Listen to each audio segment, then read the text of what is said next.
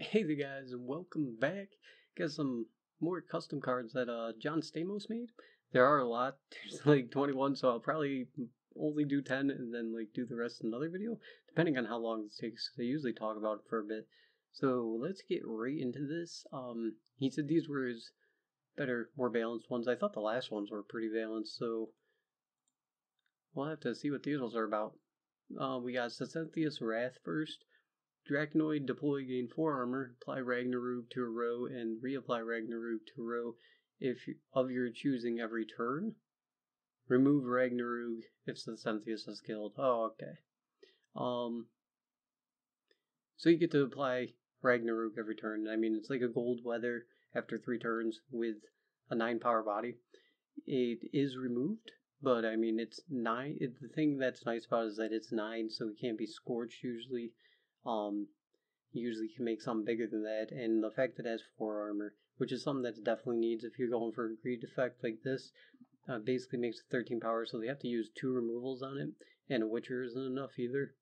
So this card, yeah, it does seem pretty balanced. I mean, nothing big, but I mean, I doubt it actually see play just because it has to stay on the field for the Ragnarok to go. And I mean, if it just Ragnarok applied and then even if he killed it when it was still there, then it would be absolutely ridiculous. But this thing, a pretty cool card. I like this one. The removing Ragnarok is definitely needed. Maybe when they go to 2 rows, this thing would actually be like amazing. But pretty cool card. Next we got Yennefer Necromancy. Ooh, nice art. Mage deploys, steal any card from your opponent's graveyard and shuffle it into your deck. 8 power silver. I think you could go for like 11 on this. 11 or 12, sort of like Corinth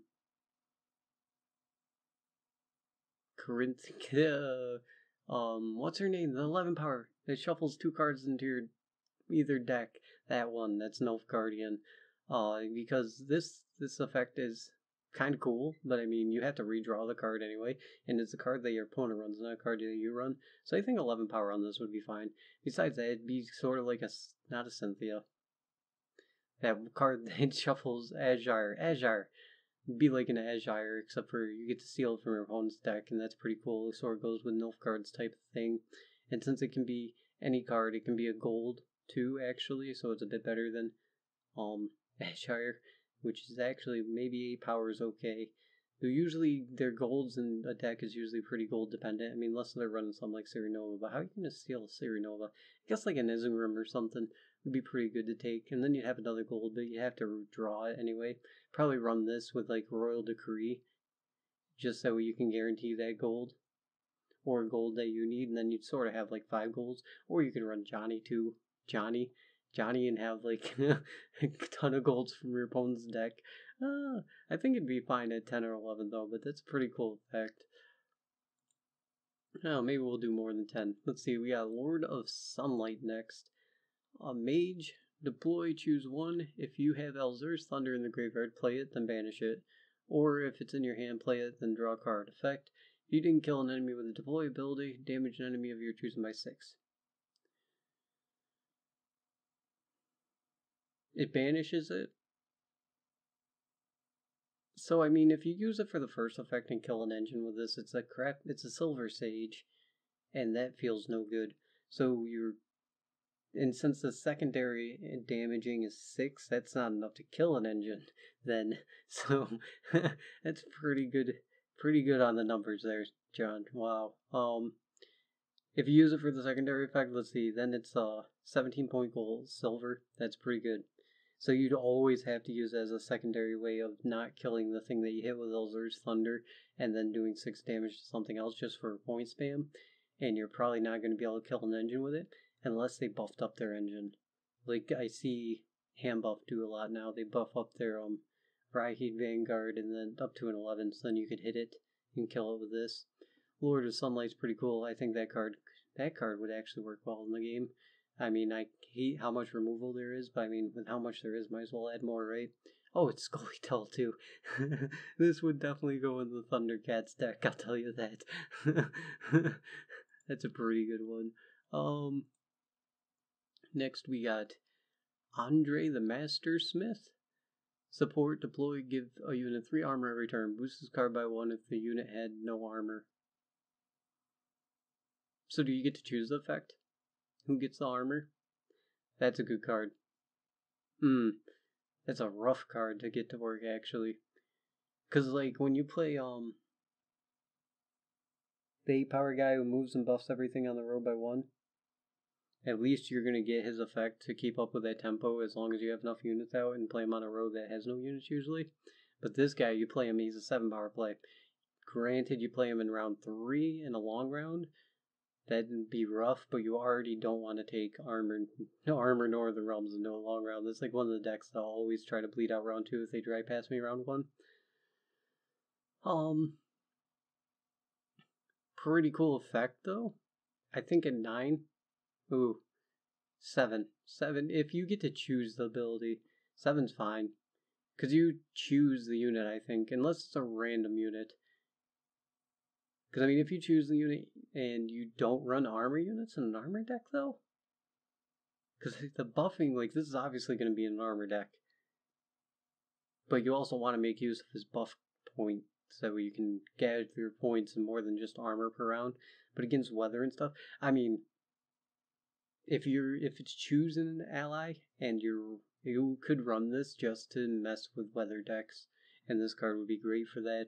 I mean, even in a non-armor deck, like, you can just run this guy just in case you fight weather or something, and then maybe like an armor eater, and then eat the armor that he keeps giving people. Yeah, this card would probably be really strong actually, and might not even be the best in an armor deck. Surprisingly, it would be best in like a deck that you run maybe one armor eater or something, and then this guy, so you can make use of his buff points too.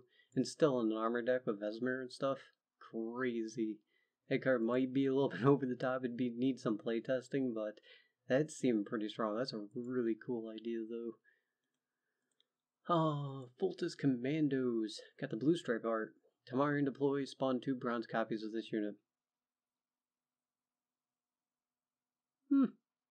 That's something they'd make for sure. It's 12 point... Oh, it's a silver. Oh, it's Tamarian, though. See, thing is, you'd have to play this first before you play your point buffers. Yeah, that would fit pretty well in that whole blue stripe scout deck.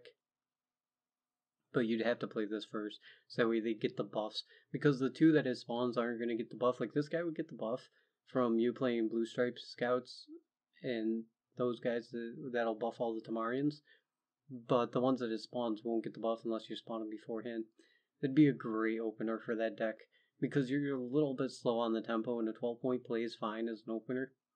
And then, let's see, you'd make a 12-point play, then you play that buffer, and it'd go... You'd get +1. So you get 2, 3, 4, 5, and then... No, you could play him second. So you get 4, 8 on your first play because you play a blue stripe commando. And then get those 2 out, they'd both go up to 4. Then you play this for 12, you got 20 points in 2 turns, which is fine amount of points. Then you play another one, and then you're getting what? +7? +7 on your already 8-point play. So +15, 35 points in 3 turns. That could get pretty out of hand and would actually help them keep up with their tempo in round 1 for that. I mean, this card could be really scary. It'd definitely be something that they make, and I mean, that's a good card. Definitely, just because it fit the archetype so well. Like, and it's a silver slot for that whole swarm thing that you're trying to do. Like, you might want to run a Rakkus Venom if those decks became popular, because it's already scary when they get, like, they play their first one, you're like, okay, I want to deal with that. Then they play their second one, and by the time they play their third one, if you haven't split up their points and stopped their buffing, it's like, whoo, okay, things are getting pretty scary now. So this card would be pretty good. I'm not sure they need this card though, is the thing. I guess they do, because Northern Realms is pretty lacking right now with the whole blue stripe thing. And this would fit them perfectly. I mean, you need to draw it anyway. It's not like you can search it out with marching orders or something. Then we got the Wandering Knight. Support, deploy, damage an enemy by 5, then stun them. Stun lock them. Stun lock. Cannot be boosted or strengthened. Anti-Emlerith card. It's a silver though. Wouldn't really be worth. Pretty cool idea. I mean, as long as it locks them to, it locks their abilities and then stuns them so they can't be buffed or strengthened. But I mean, this is like such a silver bullet card, and it's a silver. Silver bullet cards are usually something that a card game makes. Like, back when there wasn't online card games, they'd make what everybody called silver bullet cards because they accidentally made a card that was too strong, and instead of redditing it, because they made too many Reddas or banning it or something, they just try to make a card that was just destroy that card, the other card, and that's all the card was good for, was destroying the other card, so we could side deck it or something. That's definitely what this is. Just in case like Imlerith or something ever got out of hand. But by itself, it's not that great of an ability because you have to be facing a deck and it takes up a silver slot, and you have to be facing a deck that strengthens or buffs in the first place, which not everyone does. Feel really sad when you play this against veterans. Of course, veterans actually strengthen, but I mean, there's plenty of decks that wouldn't strengthen or buff, and it doesn't remove the strengthening or buff that they already have. So, like, if you couldn't even hit a Cynthia with this, probably wouldn't see play. I mean, if there was a side deck in Gwent, it would, but there's no side deck in Gwent. That's a total side deck card, and that's a pretty cool idea for a side deck card. Imagine if you could side deck in Gwent. Huh, that'd be interesting. Then we got Shelmer. Relic, deploy, gain 6 armor. Whenever, and monsters. Whenever a unit on this card's row is damaged, including this card, damage an enemy by double the amount. Then if you kill the enemy, this unit gains 2 armor on turn end. Damage this card by the original damage. Holy crap. By the original damage. Repeat ability anytime a unit on this card's row is damaged. It's a relic, so I'm already liking it because we need more relics. But gain 6 armor. Okay, so you got a 7 power unit with 6 armor. Then say you play this in a fog or something. Whenever a unit on this card's row is damaged, including this card, so it can't be this card because I mean it's going to have armor, so it's not likely to get damaged. So you want to play it like on a fog row where you have a monster that's bigger, like a Forktail or something that's going to eat some damage. Damage an enemy by double the amount. So you turn their fog. It's sort of like that armor buffing knight in Northern Realms, who every time his armor is removed, he gets +2 and then reapplies his armor. Then if you kill the enemy unit, so only if you kill the enemy unit, he gets more armor on turn end. Then this part, damage this card by the original damage. Okay, so you're in a fog, you play him in a fog, your Forktail takes 2 damage, you do 4 damage to an enemy. Then this guy takes 2 damage, so his armor's lessened. Oof. And then if you kill an enemy, he gains 2 more armor. The thing is that this thing could be combo chained really crazy if he sits in armor. I mean, in a fog might make the turn take too long. Because, I mean, the way he works, by the original damage, anytime... Okay, so you'd have to make it so he doesn't do his effect on the damage that he takes from himself, his own effect. And then it wouldn't make an infinite cycle. But still, that's pretty crazy. It's too hard for Gwent. That's what they'd say. Its effect is too complicated. But it's a pretty cool idea. Basically what it does is double the damage. You basically even out the damage in the end because you take the damage from the fog, then you do double the damage back to your opponent, and then you eat the damage. And since he has armor, it's technically not eating the damage since monsters don't do anything with armor anyway. His armor eats it, and then you basically get to do more damage to the opponent and stuff. It's a really conditional card that even if you used up all his armor, let's see, you'd get 13 points of value. 13 points on a silver. So you'd have to kill something within that 6 damage to make him a 15 power silver. It's really hard to make. I think you could buff him a little bit. Like his strength. He'd be fine at 10 probably. Because then you get a 16 power silver if he sits in the fog for 3 turns. Yeah, basically negate their fog and get +2. So yeah, after like 3 turns in a fog, if you had 10 power, you could get the value back. That's a pretty cool card. But I mean, they definitely wouldn't put something like that in. Monster's Lair. Organic boon deploy. Boost the highest monster on the row by 4. Effect. Anytime you kill an enemy unit, boost the highest monster on this row by 2. It's a silver boon. Like, silver... That's even riskier than silver weathers. Because boons, like, now, they can just be covered by a weather. But if nobody runs a weather, I guess that's the thing. So, say you don't face a weather deck. You boost the highest monster on this row by 4. Anytime you kill an enemy unit, boost the highest monster on this row by 2. So, how many times do you have to kill an enemy unit to get, like, silver value out of this? That's 16. So, you need to kill 6 enemy units for this thing to get you 16 value before they pass or weather clear you. And who takes monsters into a long round 3? Like, nobody takes anybody into a long round 3, the more that I say it. I don't take nobody into a long round 3. I try to save 2 cards for the end. But it's way too many turns to get this thing to get you the value. Not only turns, like, that'd have to be 3 turns of you killing an enemy unit every time, and there's not enough damaging stuff in monsters to do that. I mean, you got Cyclops and Striga, so this would have to go in like a Death Wish archetype, and you'd be throwing your Earth Elementals at the opponent, killing a 6 power unit, and then getting your Deos and stuff. And even then, you need all 3 your Cyclopses for this thing to get you silver value. And when you play, it's only a 4 power, which is such a low tempo play. This card definitely needs some buffs, and I don't know. Because that's way too hard. Way too hard. Nobody would be able to run that. It's way too low on the tempo, and then even when you max out, you can use its effect to like the fullest potential. You're not getting anything special. So the low tempo play that you make isn't worth it. Nezarath. Elf Ambush. Reveal on your next turn, play a bronze or silver spell from your graveyard, then banish it. It's really nice art. I'd like that as my background.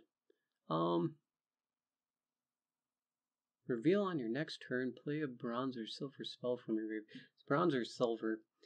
So it's a sage for silver spells that has to flip. It's another ambush card though, that's nice.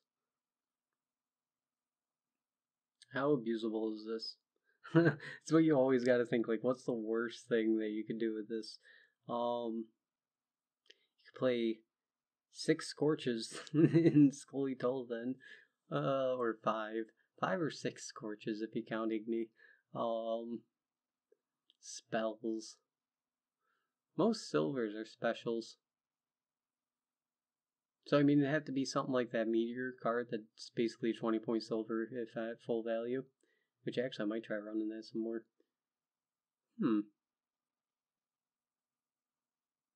Card's pretty cool.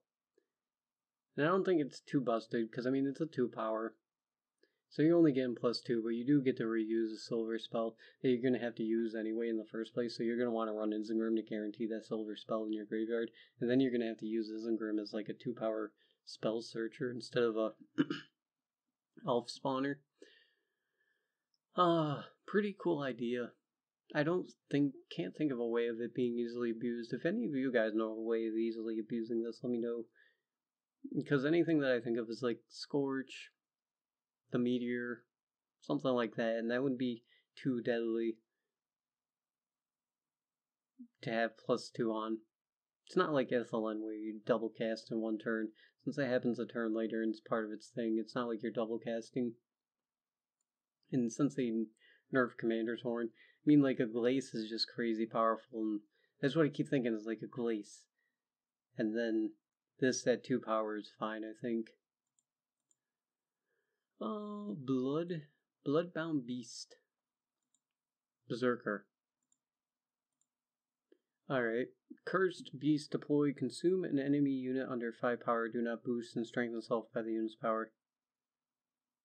So it's like a Karen with -2. Cursed Beast. So it's not a clan unit, so you can't Sigdriff it. 17 power. This is a 17 power silver. Pretty balanced. It's alright. I mean, it has to be something 5, and 5 is like, it's very dependent on what deck you face with. They're going to even play a 5 power unit. But I mean, you make it higher, it's going to be like, oh, why would I run this over? Or, of course, monsters, Karen. And then the fact that it strengthens pretty cool, but there's not really a way to abuse that besides decoy. Like, yeah, you buzz strengthen it by 5. Cool, it becomes 12 power. Then you decoy it, it becomes a 15 power, 20. Oof. How much power does that give your decoy? That's basically like a 13 power decoy then, because you're only adding 13 power on your next play with decoy. And you can't res it, because yeah, it's a beast, but the bone talismans don't resurrect beasts, and Sigdrifa resurrects clan units. If you could Sigdrifa this could be actually pretty crazy. Crazy. Because I mean, on the Sigdrifa, how much would that be? It's a 12, 15 point, 25 point Sigdrifa. Yeah, you definitely should not be allowed to Sigdrifa this if things go perfectly. But it's kind of iffy. And I mean, Skellige doesn't really get much from being able to consume stuff. So, it doesn't fit their archetype too well. But it's still a cool idea, given Skellige a bit of consume, I guess. I do like these. Karen's pretty strong in like arena and stuff because it's 7. The fact that it's 7 in most engines, most decent engines are like 6, 7. And sometimes you got 8 power ones. And Karen can't deal with 8 power ones, sure, but he can deal with the 6 and 7s like Hawker Smuggler and stuff. This thing can't deal with a Hawker Smuggler. You just gotta use it as a point buff and hopefully eat a 5 power for a 17 point silver. It's gonna be hard convincing myself to run this over like Sidrifa or my Disloyal or something. This is a pretty cool idea. And pretty balanced. Now we got Master Tactician. Tactics special, deploy decoy 2 units and boost them by 4 each, then activate their deploy abilities. Ooh, a double decoy.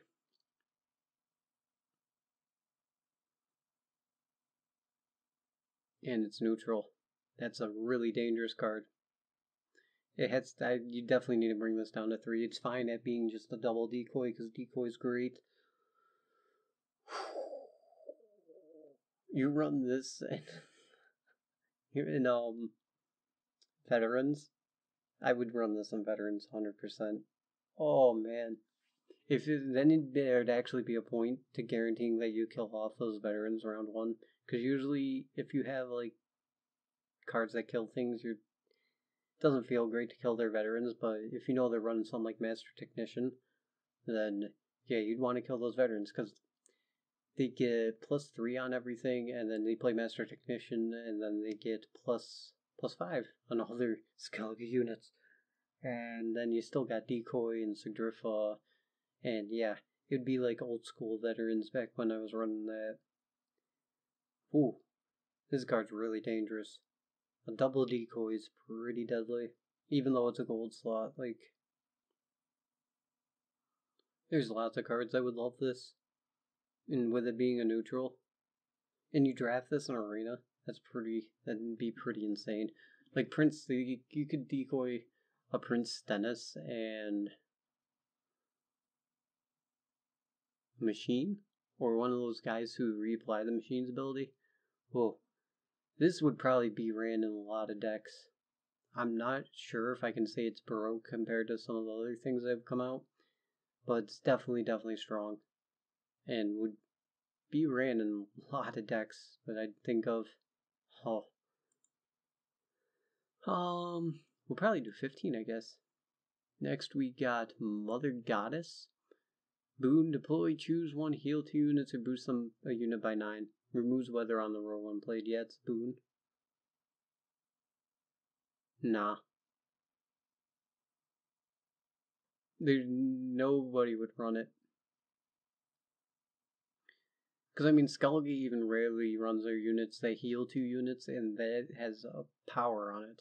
It has 7 power on it. And even if there's not 2 units to heal, then you have to boost a unit by 9. And then it's a 9-point bronze, and you're pretty sad. Nope. And no ongoing effect for a boon. So if you remove the boon, does the boon go away? Does your heal and everything go away? I don't think it would, because it's already happened. So this could just be a spell. There's no reason for this to be a boon, because it doesn't have anything ongoing. Besides, like, you could add on, this removes all weather on a row when played. But either way, that wouldn't be ran in anything, I don't think. Warhounds. Beast, deploy, damage your unit by 5. Effect, if the unit survives on your next turn and only on that turn, any damage that unit takes is doubled while this card is on the board.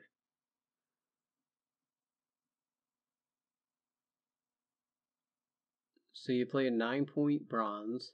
He hits something big with it, obviously. Yeah, that's pretty good. That's pretty good.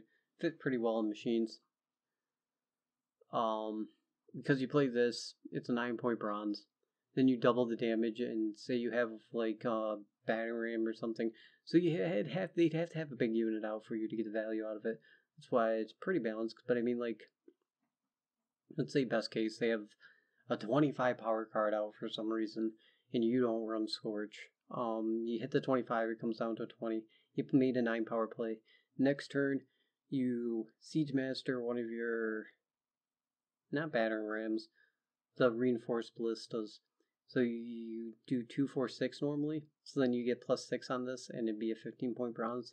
And that's best day scenario status right there. Because then you do 12 damage to it instead of 6. Pretty good card. That's pretty balanced too. Because I mean, making 9 power play isn't too bad in most cases if you can guarantee that you're going to do the damage next turn. It might be a 2 of, not sure if it's 3 of, because you need to make room for the machines. But that's pretty cool. It's a beast. Invasion. Let's see. Yeah, there's 27, so we'll do 15 and then we'll do the other ones next time. Tactics. Boon, deploy, boost all soldiers on the row by 1. Effect, any loyal unit that comes into contact with this boon after the first turn is played, boost by 2. Another... It's a silver boon. And, like, silver boons need to be pretty deadly. Like, you think about silver weathers, there's, like, what? There's one that gives you 2 weathers, and there's 1 pit trap that does 3 damage to everything on the row automatically. And their pit trap and that other weather isn't ran. And this boon, it comes out, let's say you max row limit, it's a 9-point silver play. And then that row's locked anyway, so you can't make use of its other effect. No, it wouldn't be ran. Even if it was bronze, I don't think it'd be ran. Yeah, no, it wouldn't be ran because nobody runs Foul Ale or Modicum Ale, and that's a bronze neutral that gives you 2 points per turn. Because at best case, this thing gives you 2 points per turn. Or 2 points per turn unless you play multiple units in the same turn. So it'd have to be like a swarmy deck. But then once you max out the roll limit, it's 18 at max. If you get max value out of this, it's 18. Like, you play it, you somehow have the ability to make a 0-point play, and then you fill up that row, and then it's 18. Nah, definitely not good enough. Definitely not good enough for a silver, and I don't think it'd be ran as a bronze. Ymir. Alright, Ymir. Is this the other Ymir? Oh, this is the Ymir that I was confused about. Gain 4 armor, apply White Frost. This frost cannot be cleared while Ymir is on the board. Remove Ymir if killed. Remove the frost if Ymir is killed, okay. Effect, weaken self by 2 on every turn, but strengthen self by 1 every time White Frost kills an enemy. Death Wish, damage all units wounded by White Frost by 2. That last effect is way too hard to implement into the game. But because they have trouble keeping track of exactly what's doing the damage. So like you can't have effects where, like for the coding purposes, I'm saying like where okay, White Frost did damage over time. It doesn't really register the difference between White Frost damage and other damage, so you can't have effects like that. But let's just say it did. Gains 4 armor. He weakens self by 2 every turn. Apply White Frost. White Frost is the one that gives you 2 frost. That cannot be cleared at all. And that's pretty ridiculous. While Ymir is on the board, remove if Ymir is killed. So the White Frost goes away if Ymir is killed. And he's at 12. So you could Viper Witcher him, I guess, or use 2 Elzer's Thunder. Still, you're taking a lot of damage by that White Frost already. Then he weakens self by 2. Okay, so 10. Ooh, 10.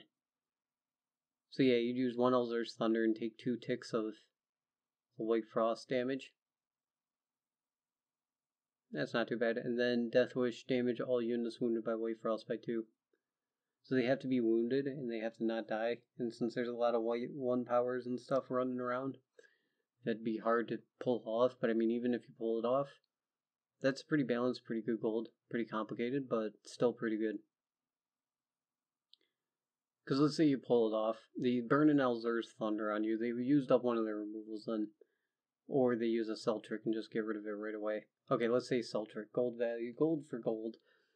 Gold for gold. The White Frost goes away. You still gain... You still did 4 damage. 2, 4. 8 damage, possibly. To match their Cell Trick value. Yeah, that's good. That's balanced. And then, let's say, it'd be pretty crazy. I mean, with how much removal there is in the game, honestly, like, something like this... If there wasn't so much removal in the game, this would be absolutely ridiculous, because you have White Frost that you can't remove, and that's deadly. But there's so much removal, and everybody runs removal, so I mean, you only need to hurt this thing like once. And you still have to burn your opponent's removal. That's actually pretty strong. I'm actually having trouble judging this one. I think it's balanced. Okay, let's say they remove it right away, so you get 8 16-point gold. Right? Because you ate their removal. And at max, what, lives 4 turns. And then you get some crazy value.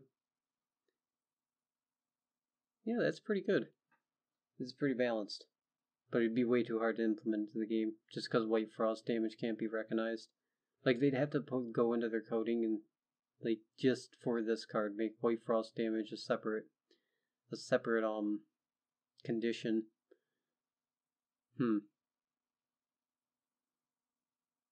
Could you even do that? Like, make White Frost... Yeah, I guess you could. Make White Frost damage and then, like, have it be normal damage. And then have an OR gate. So if Ymir dies, if this specific card dies... Of course, you can make it easier and just make it so, yeah, he spawns White Frost, but name it something else in the file and then make it so that way that's a different type of damage than normal damage. That'd probably be the way they'd go about it. I'm thinking more about that than the card, but yeah, things pretty crazy. It would be pretty fun. And I mean, I think you gotta make it so he can't be strengthened or buffed. That's the only thing.